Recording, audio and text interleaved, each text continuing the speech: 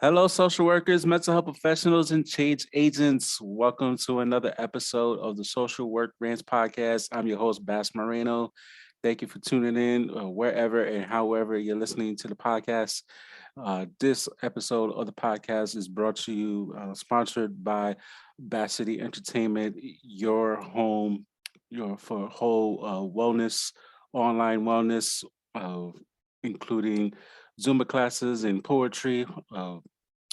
Triumph Through Pain, a poetry book coming soon. 2022 is the year the book will be produced, published. So be on the lookout for that. You can follow the podcast on Instagram at the Social Work Rants Podcast. That's all one word. You can subscribe and like the podcast on YouTube. Just type in the Social Work Rants Podcast, hit the red subscribe button. You can follow the podcast on Twitter at Social Work Rants. Again, that's all one word. You can follow the podcast on Facebook. Type in the Social Work Rants podcast. Hit the like button. So again, thank you wherever and however you're listening or watching the podcast. I really truly appreciate all the love and all the support. My guest this time is Nichelle. Uh, how are you today? I'm good. I'm good. I'm fully present. I always say I'm present. I'm not pregnant. I don't have a present. I'm fully present. How are you doing? I'm doing great. I like that. I think I may have to use that just to bust, Oh, bust okay. people chops to make sure it I'm gonna make. send you my invoice if you do. Hey, that's another stream of income. Why not? Right? Because being a social worker, we need multiple streams of income. Man, I'm just saying. not lying. So let everybody know who you are and what you do in that wonderful field of social work. Yeah, so hey everybody. First of all, thank you for having me on. Really, truly honored. I love listening to your podcast as well as understanding as a social worker, I need as much deposited back into me because of this line of work. And so I appreciate the people that you allow to be on because it's really helpful to recharge myself. So I'm Nichelle Kitt. Yes, Nichelle with the N, named after Nichelle Nichols from Star Trek. For all those young people, maybe not know who she is, but that was a sister girl, Lieutenant Uhura. You probably saw a couple of times her face, but you probably saw the back of her wig. But powerful woman, and if you look into her history and who she is, you'll find out I'm very much like her, an advocate for brown and black people. So I'm Nichelle. I am a medical social worker. I work with people who are in dialysis, that's end of stage renal failure. I've been doing this for a large company. I won't say this name, but they're like Starbucks in every corner. And I've been doing this work for the last, I always say I'm 5 years old, so I'll be 6 years old in February. And it's really, it's a very interesting, challenging field to work with people who have kidney failure. A lot of things that I used to take for granted, like my mortality, has totally changed because of the line of work that I do. So Mm, that's what I'm currently doing right now. awesome. Now that's something that's kind of dear to my heart. My dad is a kidney transplant survivor. He's still kicking. Yay. Man, my dad will have a foot on the other side, and like somehow he always ends up, thank goodness, no, bring that foot right back and still be present and grateful to spend the holidays with him and moving him out of the hood and into the burbs and the rural with me. So Moving like on up. he moving on up and still kicking. So no, grateful with that. But I'm definitely no, That's I good because, no, go oh, ahead. go ahead. Uh, No, I was just saying that's so good because I often, in the line of work that I do, I don't only check in with the patients, but I also check in with the family because I do know that it's a ripple effect and it also impacts the family. And I'm glad that you said that because every time I say the line of work I do, I just get like, ooh, and it's like either it hit home because you can relate, or you've lost someone, or you yourself may not be taking care of your body in a certain way. And we have to be careful because I'm noticing a lot of brown and black people are on dialysis because of several different things, right? Being a diabetic, unmanaged, having hypertension, unmanaged, or even having them managed and their kidneys fail. And, just looking at that, and a lot of my patients too have depression because of that. And Absolutely. it is just something, again, that really blew my mind and makes my curls kind of go straight in some areas because it's really mind blowing to realize that you don't know until you see someone, because a lot of them where they have their access to have the dialysis is covered, right? And so you don't know. You can be walking next to someone or just on the street and realizing, oh, I didn't know that you had kidney failure, or your family member had kidney failure. And then, like, how are you impacted by the kidney failure? Right. Yeah. Yeah, and I've worked with a couple of patients, here and there in my career who went through the dialysis stage and Okay. of treatment, and just you know, with clients and also like family members of like my clients, and then like got their family members going through the dialysis, and it really does take a toll on the family, on not only the clients themselves, but you definitely see like the physical changes, and like you see the bruises on their arms, and you see like they're just tired, Yes. and it just takes a lot of toll on the body physically, and like you said, mentally as well. There's definitely the depression and the anxiety of whether I'm on the list or even get on the list for a kidney transplant, Yes. things of that nature. How the family's taking it, if once I get the transplant, if the actual operation, if it's going to be covered fully, like how's that Yes. medical bill going to look like? Yes. No, Real talk. all these things, especially here in America, our healthcare system is great compared to other countries, but still not where it should be, especially when we look at it from a social work perspective. Like it's kind of trash, if you really think about it. But Well, no, yeah, you bring up a lot of good points. I have part of my responsibility and my scope of practice, right, in the field is to refer our patients to transplant. And it's disheartening to realize that a lot of my patients won't see a transplant. It takes 6 to 8 years to get a transplant. Sometimes it happens faster, sometimes it doesn't. Depending on if you have a living donor, that means that you can also do a living donor or a kidney swap. And the difference is, for example, if, like you mentioned, your dad. So if you were able to do the workup to have your dad have the kidney and use your kidney. If it wasn't a match, they would take your kidney and give it to someone else, and that other kidney from someone else give it to your dad. It's considered a kidney swap. That's helpful, but then also too, what happens too is that sometimes you end up with a sleepy kidney, and that literally what happens. The kidney hasn't woken up yet. And so you still have to come back to dialysis to have treatment until your kidney wakes up. I've had a couple of patients that have had sleepy kidneys and their kidney woke up. However, then I've had one patient also that kidney didn't wake up. So he mm, still is on dialysis. And so again, it's like all these different things that happen. And then also too, you mentioned the cost. Depending on your insurance, a lot of the insurance may not cover fully um, the transplant. And what a lot of people, I think, don't understand or don't realize too is that you have to take medication after you have your kidney transplant.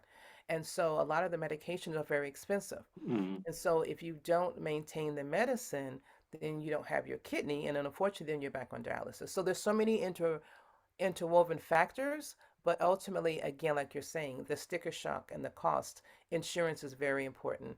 And unfortunately, some of our people don't have the correct coverage to get it all. And so they do it, but then end up with a bill. And I right, always remind them that don't be discouraged because most hospitals and transplant try to work with you really well so that you don't have a huge bill. And also, you always can talk to the hospital and ask for a payment arrangement. And yeah, it may be a huge bill, but if you have, I mean, not to be very serious, if you have a couple of dollars, that's what you have, a couple of dollars. And if that's a payment arrangement they're able to take, then you should actually advocate for yourself. yeah, absolutely, and I know like I grew up in New York, and definitely there's a few city hospitals in New York, and they're very gracious, with those type of payments. As long as you ask for it, they'll be definitely work with you. So it depends where you are, where you live at, but definitely, like you said, advocate for yourself. Like, hey, like I ain't got it. Like, okay, well, but actually make Yeah. those phone calls and like Yes. be it's like your credit. You can't pay your car. Like actually call the creditors and try to work something out that even if it's just whatever you could afford to pay at that time, then that's your arrangement. So definitely do that. But if you can save your life, like okay, you can worry about money is whatever in terms of extending your life for a few more years. Just do it. Exactly. Yeah, I had no idea.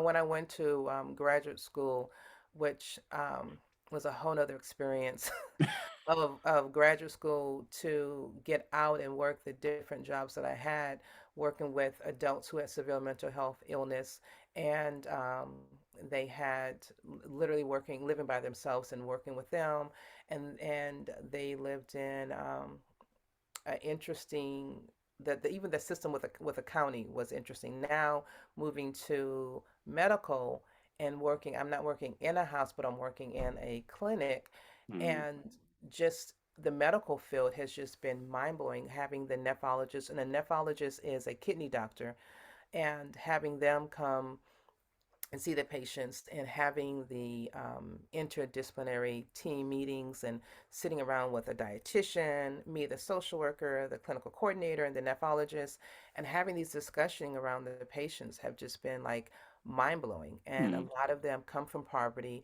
A lot of them don't have the access to I'm in California, so we have all these different stores, right? And a majority of the clients that I've always worked with in social work have been in an environment where there's a liquor store in the corner, mm. right? And they may not have a deli. My dad's from New York, so I know it's a different deli compared to California deli, so I know that difference, right? But it still is like you wouldn't have you would have more of a dollar store, which actually now I heard $1.25. That's another Yes. story. But you would have a dollar store, and that's where I go get my food from. And a lot of the food is high in phosphorus, which you can't have being on kidney failure.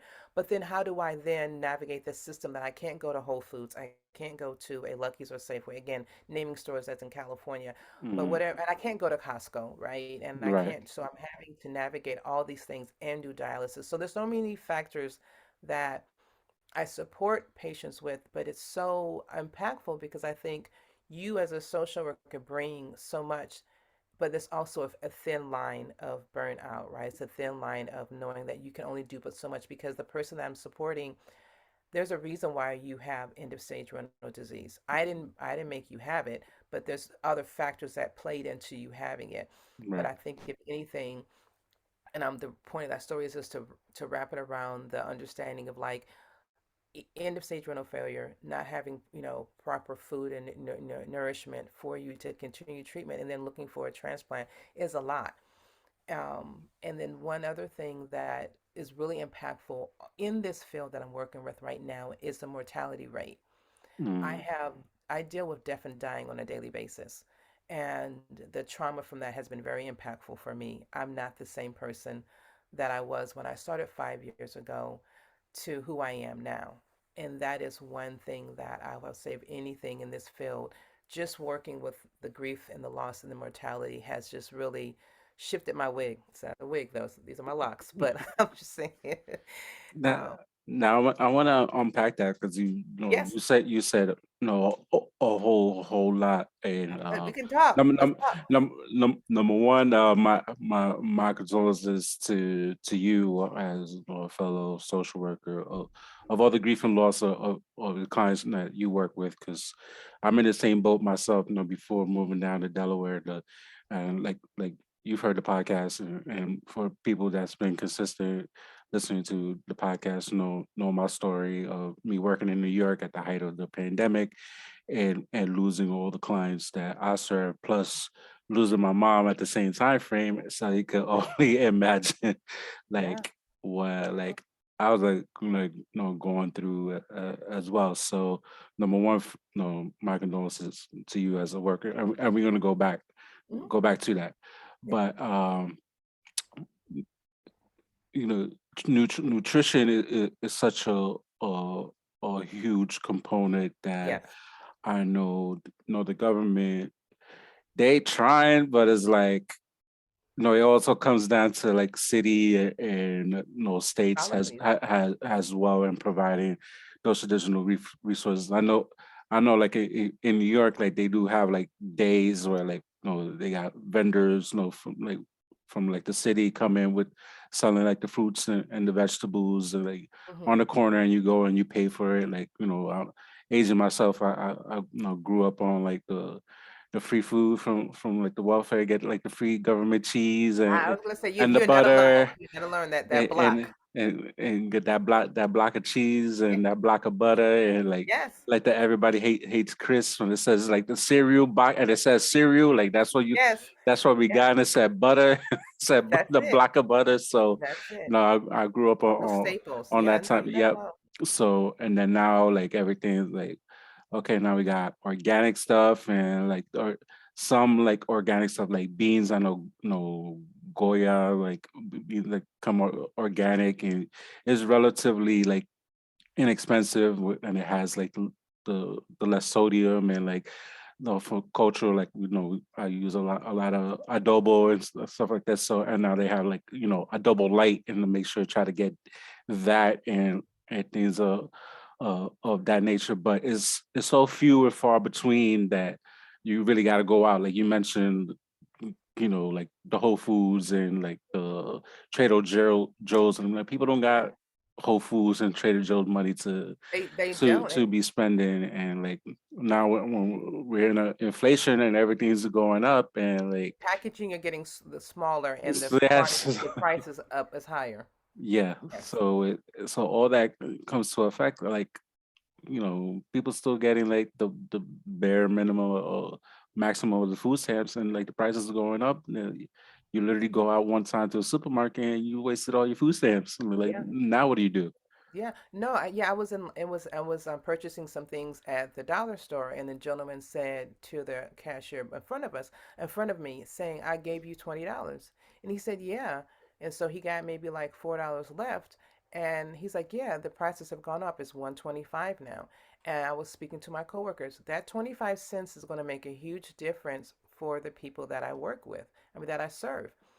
That 25 cents will add up, and that's something that they thought that they could get more with because they're going to those stores, and now it's gone to that 25 cents. And a lot of us who maybe making somewhat to afford, I mean, I'm in California, the rent, so that's a whole nother conversation. Yes, But that's a whole other podcast that's a episode. whole nother conversation. But the whole point is like, yeah, I can see what that looks like. Mm, Like what does that look like? And if you want quantity over quality, like where do you get it? I know that, you mentioned the farmers market and well as other things. I provide the list to a lot of our patients of places to go get that. But then the dilemma becomes they can't get there because of transportation. And mm, you also mentioned earlier in the podcast about how tired they are. The patients are there in a recliner chair having a- apparatuses on their arms cleaning their blood. That's what dialysis does. They clean your blood because your kidneys aren't functioning. We're blessed to have a kidney because your kidney, not to be funny, but literally you're executing, you're going to the bathroom, right? And so your mm, kidneys are working, they're functioning. If your kidneys don't function, the toxicity is just roaming around in your body, and so that's why you go to dialysis to clean your blood. So they're having that done.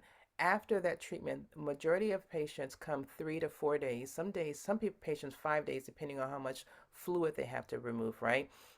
You're sitting in that chair for 3 to 4 hours, sometimes 4.5 hours.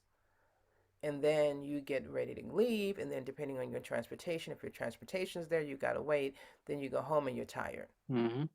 And then you're sleeping the majority of the day, right? And That's real. I've seen it myself. I've seen it firsthand. Like yeah, right. And so it's like visiting it's a hard. client, and I've seen the client Yeah. laid up on the chair, laid out. Yeah, so it's hard to go to those stores, and then, and it's kind of good to do that. But if you're used to eating a certain type of way, depending on your culture, it's hard to Mm, get from that. So it's hard sometimes, I think, for our patients to eat what the dietitian says when my culture says I eat this and I'm so used to eating this, or this is within my budget. Yeah, and I know there's there's stores that are making, cultural stuff, vegan style Yes. and things of that nature, which is great. But we go back to the affordability. Like, who's gonna Yes. they can't afford to pay for like the vegan meal? Like, how I'm gonna get a meal? And I know people who are got into entrepreneurship and like making healthy foods for people and selling that stuff. So that's how some people are getting around doing that. But for clients that we serve or that we deal with, like they don't have access to that. They don't know people like that do that. So what do they do? They're just going to continue to go to dialysis, be sick and barely eat. And like I seen a picture, a client, an old picture, and I seen like how my client is. Like it's not even like the same person. It was like Yeah. so it's It's a lot. definitely it's a lot. It's definitely a lot. Yeah, you mentioned COVID. I've been working since COVID. I haven't had time off. I know a lot of people like shelter in place and oh I can't wait. I'm ready to shelter in place. Yeah, and this also it's been interesting. You mentioned COVID. Some of our patients have had COVID and Mm, being in that environment and has been it's been totally so stressful. I used to wear regular clothes to work. Now I wear scrubs. I'm totally, prepared, thinking is my job, has all the right clothing that we need. I have a bonnet on my head, and people like, oh, I'm like, yeah, you can, whatever you say, but I'm not getting nothing that's going to be exposed. amen to that. And nothing. And so just even with COVID, just watching our patients just decline from that. I have one patient that's homeless and he is actually thriving. Unfortunately, he stays in his car, but and the only hiccup happened with COVID, right? So you're Mm, homeless, he had a gym membership, very self determined, right? So determination. So he's able to go to the gym and take a shower. He came to treatment, very compliant. Then COVID hit, and he was like, "So where do I go? Where do I take my showers?" And in mm, California, it was a place where you could go get showers being homeless. But then COVID hit, and then every time something happened different as far as the impact or of COVID, right? Then there's no showers. And he figured it out. But again, even with that, I've had patients use the bathroom to wash up before treatment. mm. Right. So there's like so many different factors, and COVID also put another barrier, unfortunately, for a lot of our patients, which was unfortunate. That was actually my next question. How has COVID been in terms of like those patients getting dialysis? Did the program stay open, or like how was like the protocols? I know California has been for a while leading the game in the U.S. in terms of like shutdowns and the quarantine and opening back up and like doing Hmm. all type of different things. So like what's been Yes. your experience with the patients? Yeah, no. So what happened at one point, the company that I worked for was like everyone hands-on. So the social workers had to go do screening, and screening involved me having a thermometer, giving them masks, asking, all the similar questions that they've asked, right? Mm, Any symptoms, any cough, any fever, any shortness of breath. Um, and then once they cleared that, then they were able to come into treatment. But again, the thing about dialysis, we never shut down. Um, Literally, we're open all the time. So, for example, the majority of patients come Tuesday, Thursday, Saturday, and some come Monday, Wednesday, Friday. You've got to come 3 days at least, 3 days max, right? Minimum, I should say. But again, to answer your question, no, it was business as usual. It was just more heightened because even though the patient said no or yes to these questions, a lot of them lied. I'm mm, and my one of the she actually has another position within the company, but she told us when it first happened, expect everyone to have COVID. wow. So don't be delusioned. And so it was very scary. It's been a very scary last what year are we now? Like 2 3 years into it? Like I can't remember. But the first 2 years were really, really Mm, scary. I mean, I was not, and I'm still not the same. It was really stressful because I'm literally working in an environment where patients lied and they had COVID. wow.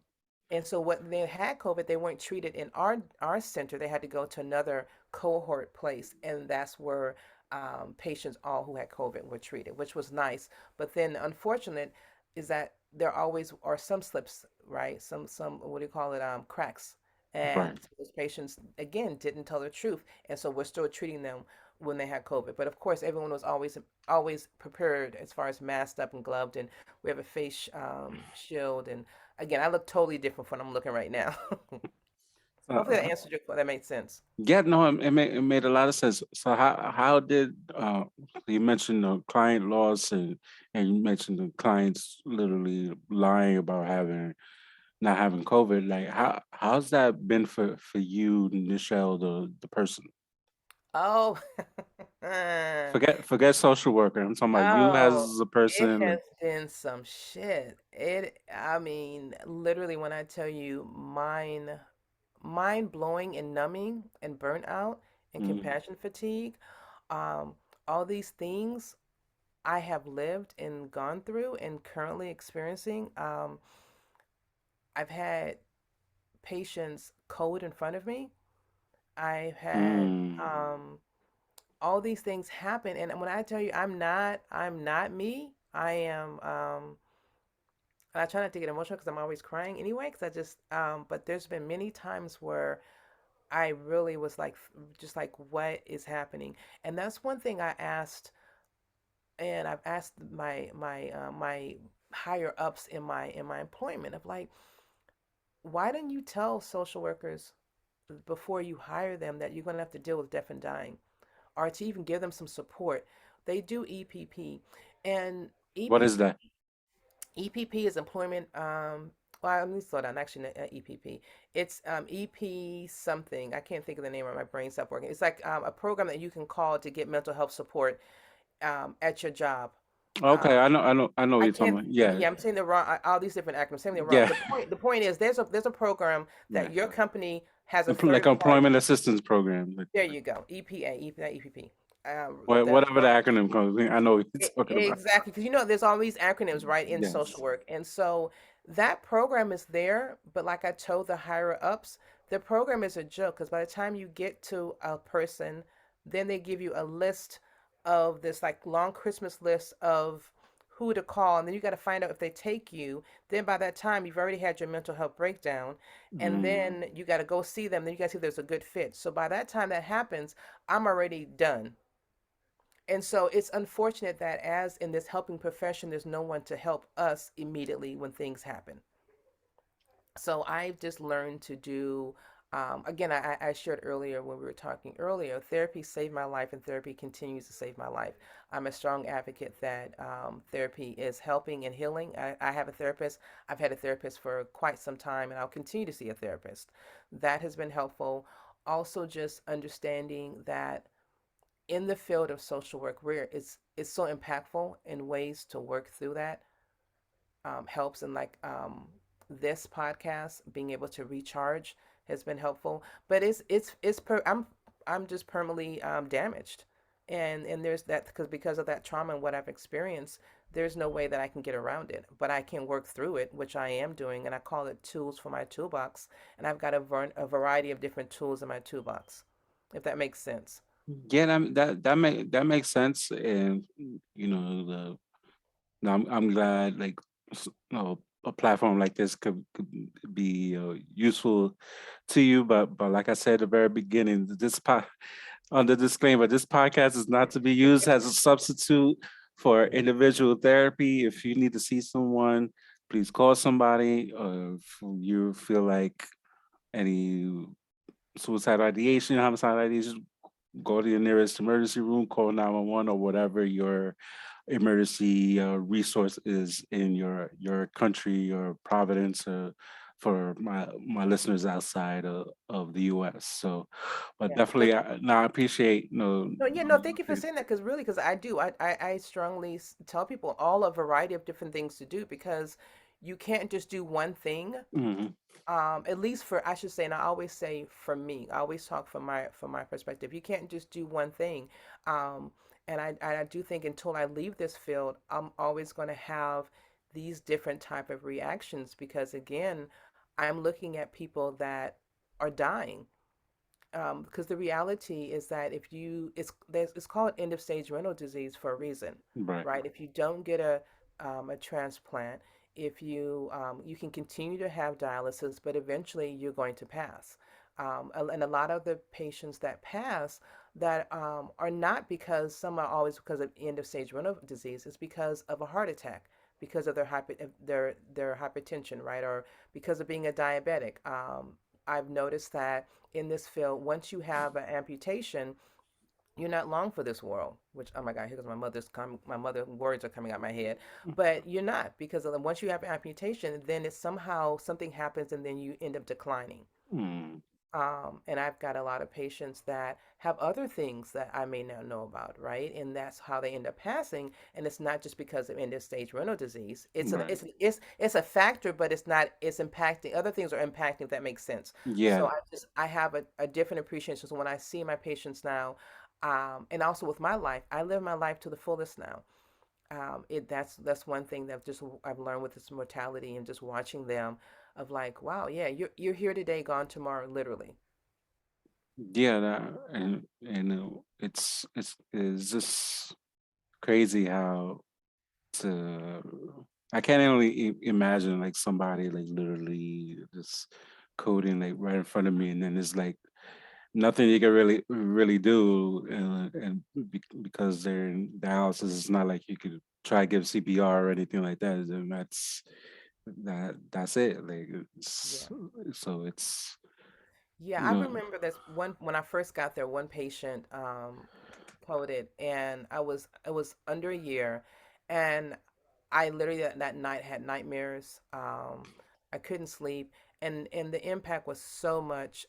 And also what happened when she was coding on the floor, literally in treatment, I had to go then console the patients next to her because they were seeing it happen. Mm, And then also having to go then console and talk to the team because the team experiences, right, because you have a technician, you have a nurse, and you, and it's just something about that happening that the patients all are just like, and they tell me like, we can go at any time. And that's very true. So it's just it just makes it for so interesting. But then I also think about, and often ask God, universe, whoever you believe in, like, why am I here?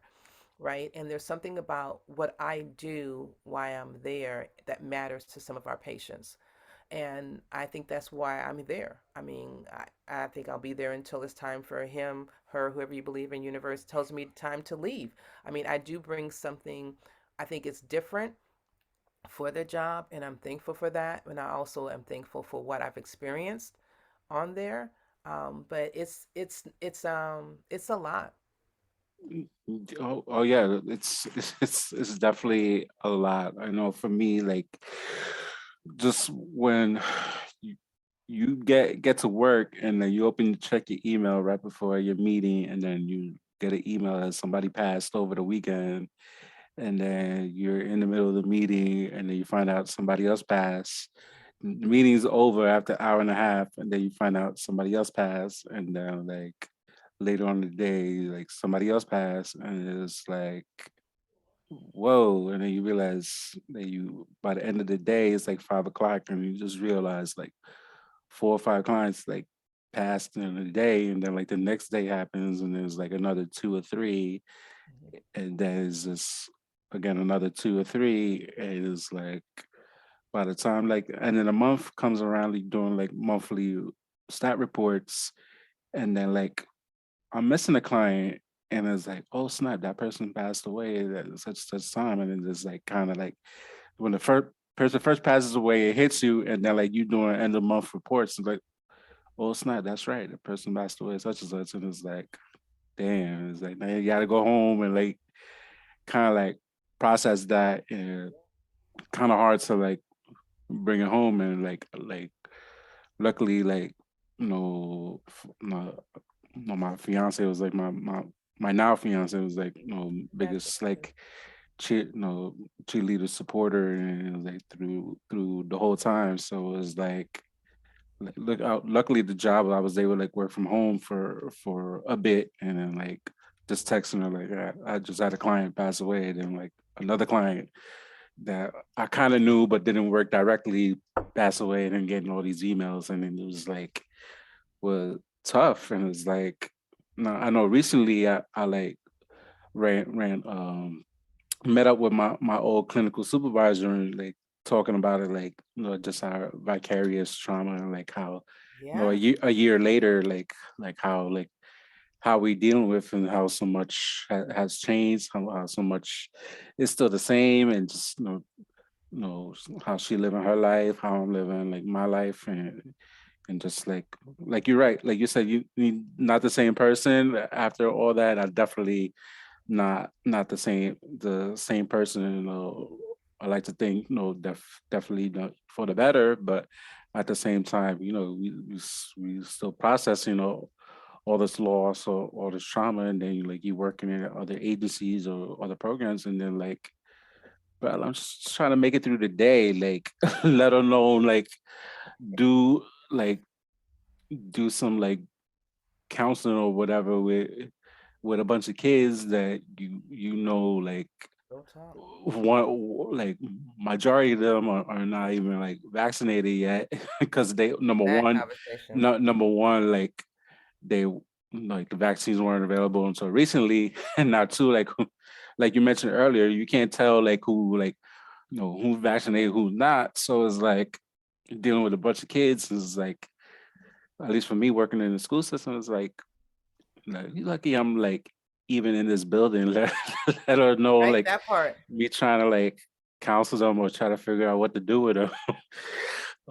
Do some counseling or figure out like this kid again, like coming out of the classroom, like if this kid come out of the classroom one more time, it's like Exactly. The, elbow drop him.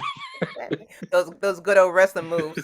Exactly, but it's real. Like I'm like, I've been on the struggle boat since like September. So it's like What do you do for you? this podcast has helped. I wrote a book, like some Woohoo. like trying to plane coming up very soon in 2022. Congratulations. Thank you. So between that, like I recently went to a Zumba class for the first time since the summer. So that was like, as a Zumba instructor, it was like about time I need to get it together. Zumba classes is coming in 2022. I promise it's That's gonna right. happen. If I got breath in my body, I'll make sure I'm doing that. I love it.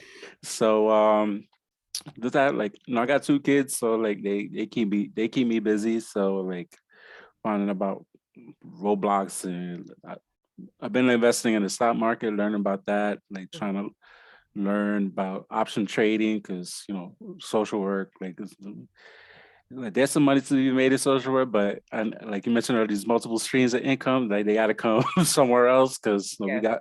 we got loans to pay, and like if I can learn how to swing trade or like these Mhm. options or stock market, and I could definitely pay it off in one shot. Then I'll do that and be done with the loans. Then I'm gonna do that. So Okay. I Yeah, and I think remember these your are other that podcast. nature. I remember the other podcast you were talking about the loans, and I noticed that um, your president has now said you can put it on hold. He ain't mine no more. Yeah, well, that's why I did that perfect. I was like, you, My last president was Obama. because I was like, I can't wait to say it today on the podcast. I know you mentioned that on the last podcast, and I was like, yeah, I noticed that. He's like, okay, wait till May now. So he's now called Lame Duck Joe because he's a lame duck president until 2024. And he better not think about running. Neither him or Miss Harris better not think about running. It's a wrap. I'll put myself on the write-in ballot before I put him on. I got you. I got you. I got you. Let me know. If you need help from it in California, let me know. Let me know. Yeah, no, that's Maybe Mr. Gavin could run.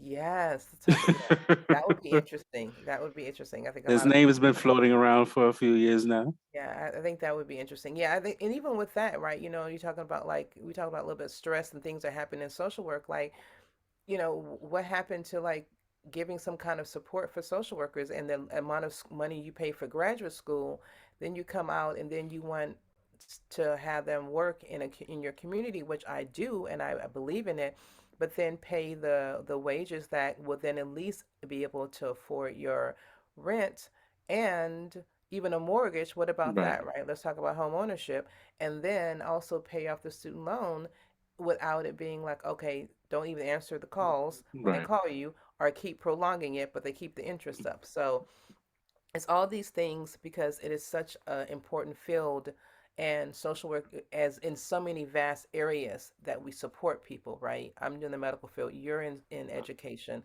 And, like, what does that look like? Anyway, Y- I go Yeah, ahead. no, no, no, but it's important to talk about. It's important to keep advocating for it because if we don't advocate ourselves, Yes. nothing's going to change. And as much as um NASWB, the national branch, want to like take credit for advocating. And I even like, I saw another Instagram post that they put, and it's like almost kind of came across like they tried to take credit to advocate for Biden to put it to May, and it's like we need to Hmm. see you on camera, do a press conference, and like we need to see Absolutely. like actual the visually. I need to see the Yeah. president of the NASW, the national branch, do a press conference. You can have whoever bunch of people around you, but I need you to say like you need to advocate for us that this student loans need to be completely 100% forgiven for us professionals. You want to claim that mental health is important, like that's the least you could do. And it's not just for, yes, for our social workers, but I'm talking about teachers, I'm talking Yes. about nurses, Yeah. doctors, firefighters, police officers, like whoever is in the helping profession. If you're not doing do anybody, if you're a 21-year-old who just graduated with their bachelor's, like as much as it's important for them too, but Yeah. if you just want to focus because we in America, we ain't gonna pay for everybody, but just using helping profession is real simple to do. Show proof of your employment. If it's under these what we just mentioned, boom, done. Like it's yeah, It is yeah, so yeah. simple. Gave like millions and millions of dollars to the Pentagon. Like we already the number one freaking like army and military in the freaking world. Why do they need more money? That part. Yeah. Unless you're gonna put it in AI, because everything is like cybersecurity, like Yes. Russia, what happened in 2016. But if you're gonna put money in that, then that's all right. That's different. But you just gotta buy more tanks that not gonna really need. Then like Yeah. there's no point of them needing all that money. Yeah, exactly. And like, you also mentioned too earlier, like, what are my intentions and what I'm going to manifest for 2022 is to continue to advocate and to speak up as much as I can for this helping field because it is time out for at least how I see it that the disadvantage of people that I work with not getting the support they need, the food, definitely the support, and then also too social workers getting the mental health support that they need for themselves is important. I've also planned on taking my LCSW exam again, and Yeah. again and again until I pass it. And that's a whole nother thing of shifting that test exam. And I realized that the standardized testing doesn't work for me, even though I always say I'm not doing harm in the field, right? So I know that I'm doing something right. But Right. when it comes to this exam, it's a whole nother conversation. So Yes. Or I the will bias plan that comes into that test. exactly. So I will continue to take that exam until I pass it and be a LCSW so that I can sit at the table to support more of my brown and black folks that really need me at the table to give the support and the voice that is a void. Because I think there is a void. No, it's a huge void, and like we in the profession, and we could count like both our hands the number of black and brown folks that are like social workers or nurses or whatever, and like working an interdisciplinary team is like and that it hit me like recently, like my mom always used to ask me, is like, okay, like how many like Latinos Hmm. or working at the area you work at. I'm like, I was like, what difference does that make? Like, who cares? Like, I'm just there working, like getting a paycheck. Like, let me Hmm. like do my thing. And then it's like as I got older, then especially here us in Delaware, and they're like, it's like, is this me? Yeah, yeah. Or I There have been see many one other times. person that are like person look Latino, Latino, kind of Latinx, whatever we want to call ourselves this Yeah, week. yeah. I know, right? No comment. Yeah. No, no, that's very important because even the field that I'm in, where I'm working, there aren't too many of us. And I And remember that's crazy working. because in Cali, and it's like you figure Yeah, it'd be more. yeah, no, and one of the patients gave me a wonderful compliment that I spoke well. And then I was thinking, thank you, yeah, because a lot of the It's like clients don't back. know what to say because I'm black, right? And or I dress well, or all these things, and I was just thinking, yeah, I know King's English, but thank you, right? And it's just something about home we'll talk about racism and all that will come up Yeah, later, but just the whole point of like I am there so that you can see me taking care of business because you're sitting there watching TV, and I'm not one of those reality star. Nope, no pun on reality star people, right. but I am not scripted. This is it. I believe in self determination, and you may not like me because I'm telling you that you can do this call. Um, Mm. but there are certain stereotypes that you see because I'm black that is not me. And so I think that that's one reason why I'm there also for them to see that, yeah, Nichelle does so and so and she's black. And yeah, so I'm not so the stereotypes need to change. No, yeah, absolutely. And I know for myself, like when I've done home visits and persons watching TV, and I'll sit and watch just to Hmm. sit and watch and maybe use that to like start off a conversation, or I might know the show the person's watching. Oh yeah, that's what's going on. Remember, Hmm. remember the episode the other day, and it just Yeah. strike up conversation and do that. So it's I know I used to like decorate like my offices, and I'll have like celebrities that I've met and like just Oh. lose my or like anything like pictures Hmm. I like or teams that I root for and put that up and just use like my wall as like a conversation starter where people are like, oh, like when you see me all quiet like in the office and they see my office and it's like all loud and like might have like picture of Obama or whatever, or like when he was president, or just my teams are like, oh, you like this team, and just strike up a conversation. Oh, you met this person? Oh, that's cool. Like, how you meet them? And just, especially with like the teens, like the Hmm. 13, 14, 15, going up to like 18, and just had those conversations and have them talk and like, yeah, I'm a real person. Yes, I'm a like therapist or a social worker.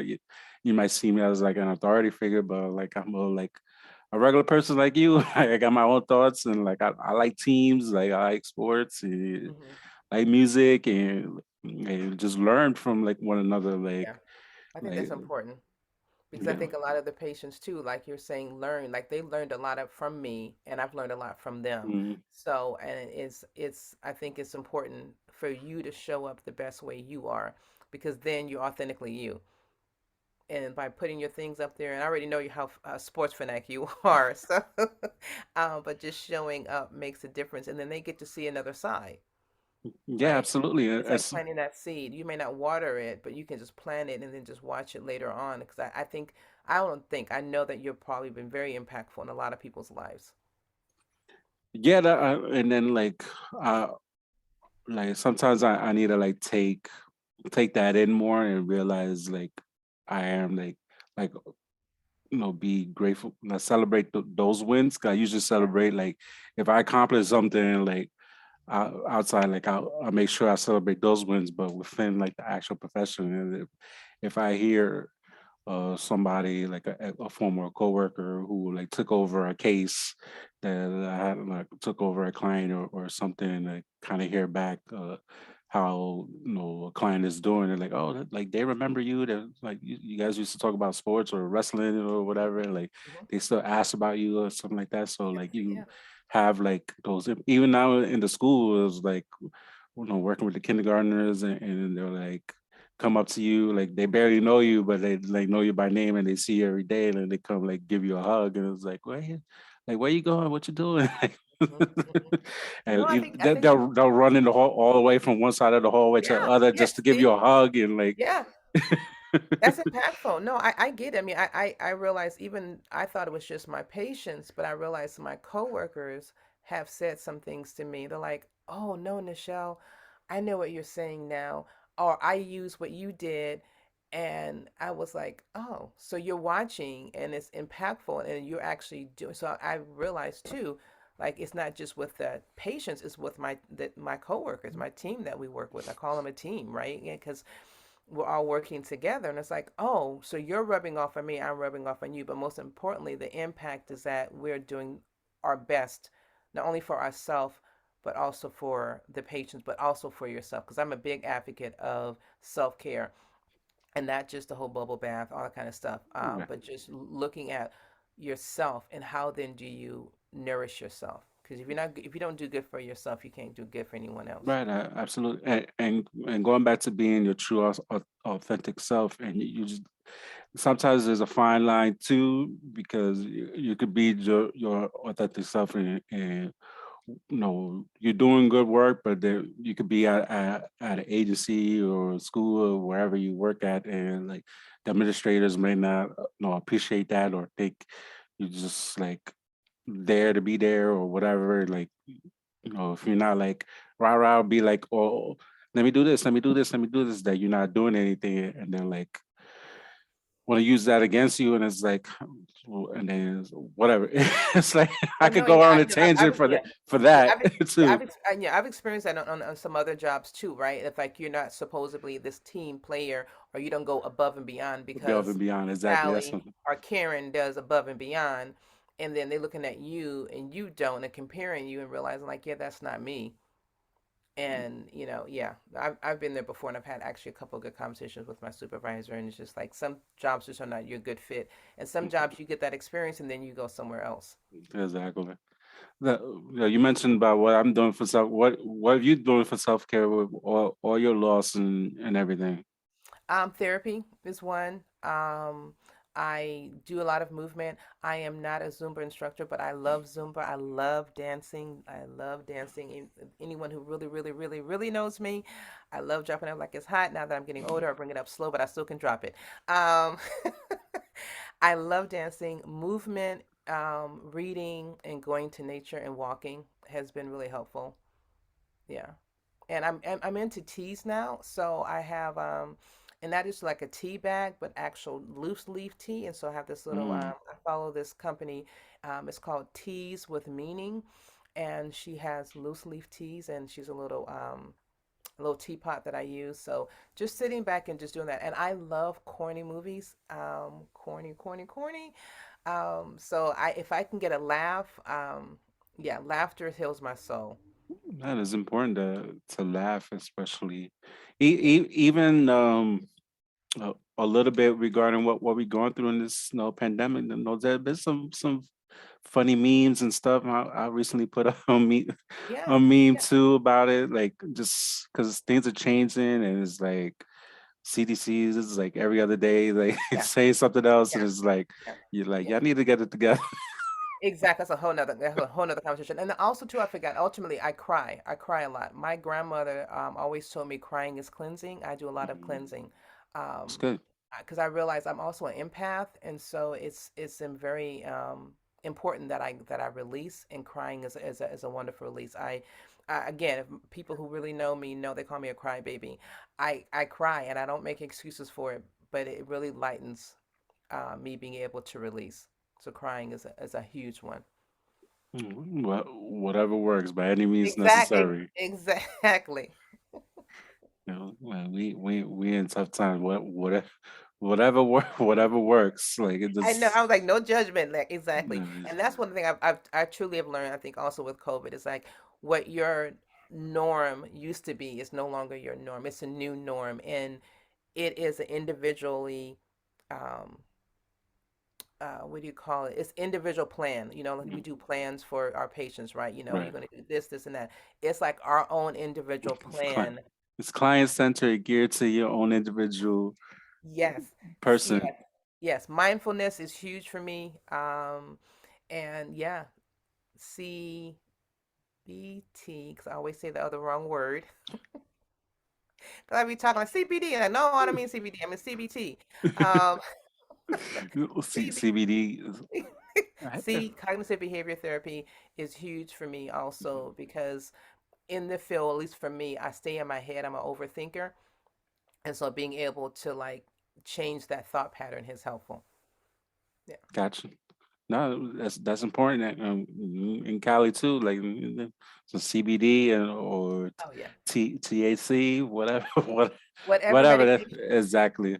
whatever medication you That's get another thing that need to be like legalized. in California, they making it happen. And then I haven't never done this, but I heard that I guess the new thing is, if I say it right, shrooms. Okay. That's something that people are doing now, which I don't do it, but there's some kind of, again, there's some kind of ways to help you with your mind and mental health, and just like, small dosage to help you with everything. But again, I don't know much about it. This is a disclaimer. Yeah, I heard yeah, about it. Don't use it, disclaimer. Um, but I know that there's, again, you said, anything that you need to figure it out. yeah. I mean, I'm just thinking from a government perspective, ways to make when the government is just taxing make money. I know, I've had like an advocate on it that's totally against legalizing it, which made a good point why. But it's something that even medically just it helps for pain, it helps for Yeah, anxiety. Is yeah. if used responsibly, like Well, it's worth a shot. yeah, well, and also you mentioned the government. I'm somewhat of it also just a conspiracy kind of just person in the sense that all of a sudden, at least in California, like they've got all these cannabis clubs open and you can do these things. But then my cousins were on the corner selling weed, and you arrest them. But then now you can have a club, but then a lot of the brown and black people who may not have the money don't can open up a club. So it's just all of a sudden now it's so now it's the end thing, but then you need to let my cousins It's out. it's, it's only the end thing for the shade of color of skin you in. And that's another conversation we can probably have another podcast with someone, with me and someone else. But it just I just find that very interesting. Now all of a sudden all these cannabis clubs are coming up, and it's okay. And I'm glad there are some of brown and black people that have the clubs too. But I Mm. think again it's interesting how certain people can do it whereas other people can't. But it's all about profit. It's all about the numbers and the money. Yeah, so that's why we're in a capitalistic society, and That unfortunately, part, yes. they just depending on the color of your skin, like you able to profit while others cannot, and not that they cannot, they forcefully cannot by the powers that be. So Yeah, yeah. it's just an ever growing cycle that it's going to change one way or another sooner or later, but it's just Yeah, no, I'm all for it. I'm gonna be here. I'm gonna be here. I know you're gonna be here too for the change, and we're gonna keep advocating. I'm What open are your from your voice to God's ears. Yes, I love it. Yes. So what do you do? What are your goals or intentions for 2022? Releasing my damn book that I'm gonna take it forever. I'm listening. I'm listening. When are you releasing it? Hint, hint. I'm gonna write it down. What date? That's been my struggle to come up with a point and get everything together to release it. But So I'm it is. thinking February, It's but December 23rd, as a district 2021. court, right? So we are recording this right now. You're releasing it when in February? Whatever the last day of February is, I Oh don't know. wait, I'm You're gonna be about to, my accountability partner. I am right now. And then later on, I'm gonna get those receipts and be like, oh yeah, let's see. Of course, I'm consistent calendar. So here we go. We got February the 28th. That's a Monday. That's the last day But in Feb. I ain't got no excuse. Ain't that that's not an extra day in February.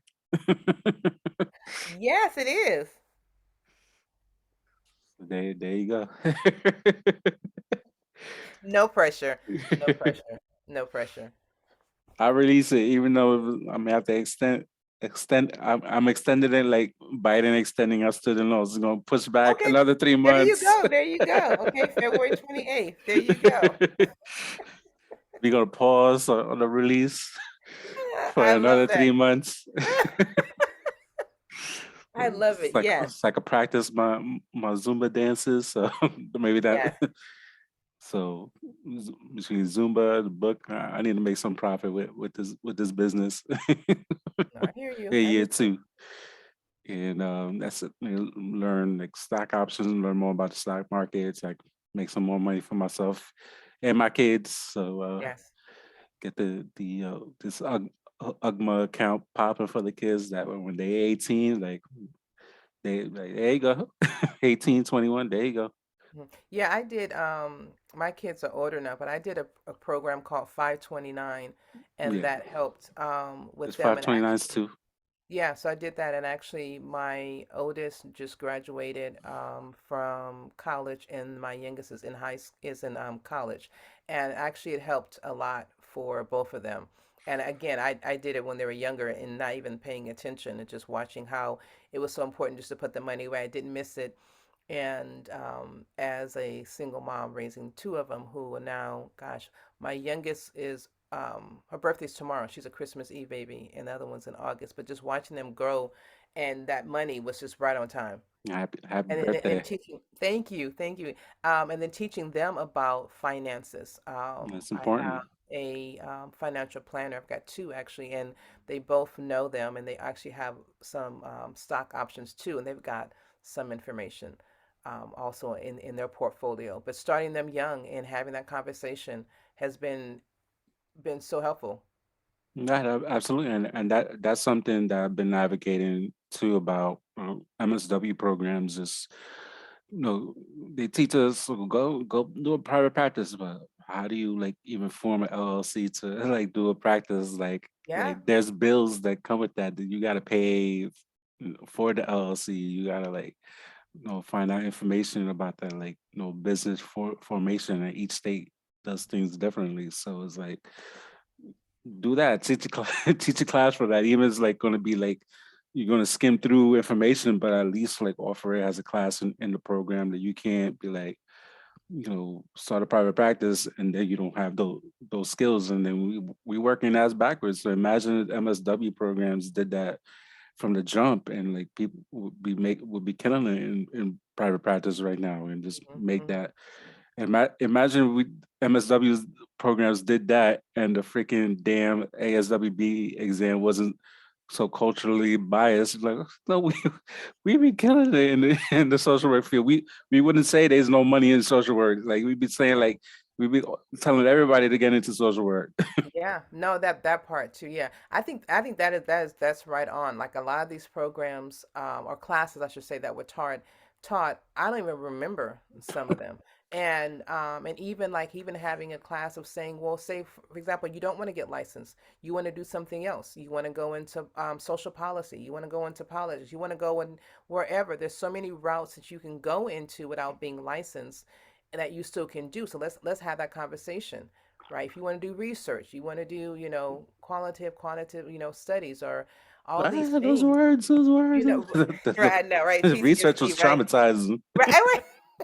I know, right? I almost got divorced from my ex-wife the first time around thanks to research. I neglected the poor thing thanks to research. I was stressed. Research Uh-oh. had me stressed out of like Didn't mean to bring that up. Trigger alert, trigger alert. major trigger. we we hear research. And God bless his soul, that Dr. Edgar Tyson. He was a researcher. He created the hip hop therapy. So, Oh, and I did a summer class with him. Oh man, I was stressed out that summer. So I had to do so much research and like yeah, plus working in the summer doing home visits. yeah, yeah. Stressful. Yeah, and that's also too, right? That the whole thing about having an intern opportunity, that part was just like mind blowing. I was my job was supposed to allow me to work and go to school, right? That didn't happen, so I ended up leaving my job, going to do my program, end up having the intern opportunity. It was a full year because I couldn't do the other 2 years. So it was a full year. I got all my stuff together. But again, it was like I was basically free servant. I was, Mm. they like, yeah, sure, work for the county. You want to do an intern for a year? Oh, I have free slave labor. Oh, please come. Yes, and you can be hired. Of course, they want to hire me because I'm there for a year. But it was Right. just again like that thing too. Like, can you just say like, what happens if people can't leave their job Exactly. and do that? But that's That's a gonna be a whole whole other. other conversation, and Yeah, some major social work school in New York City ain't gonna be happy with me. So I can't wait to hear more. where can people find you?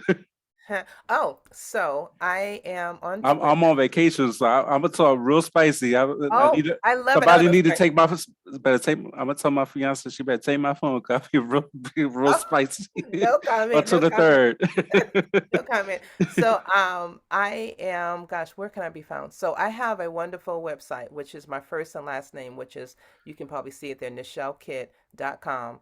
I have a newsletter that I put out monthly, as well as workshops that I do. I am on Twitter, which is new to me. So that's at Nichelle, which is my first name, 1824. And again, I'm on Instagram at Nichelle Kitt. So those are the places to find me. My newsletter, I'm really enjoying. You also mentioned like, what do I do for self-care? My newsletter came from working. It came to be an outlet for me to write my creative ideas. And so I've been doing it for 3 years now. Actually 2 years now. So that's at Awesome. NichelleKitt.com, and then Twitter, Nichelle1824, and then Nichelle Kitt at Instagram. And my Instagram, that started from me doing a journal. I did in the beginning of 2 years ago. I did a journal, and I sold it through Barnes and Nobles. And so I haven't done anything yet, but I'm working on something for next year. But my main focus is Instagram is inspiring, moving through the fear and clutter, uplifting. Having conversations with with us about how we can just love ourselves more and just show up the best way we can. Yeah, absolutely. Amen to that. Thank you Yeah. for so much for coming on. It's good talking to No, you. thank you. Thank you And for nice your to put the reception. name with the face because follow each other on the gram and now recently on Twitter. So Yes, yes. No, I appreciate it because, like I said, I've been following, and I appreciate it. Thank you so much, and thank you for the opportunity. Yeah, good no stuff. problem. Absolutely. Okay, now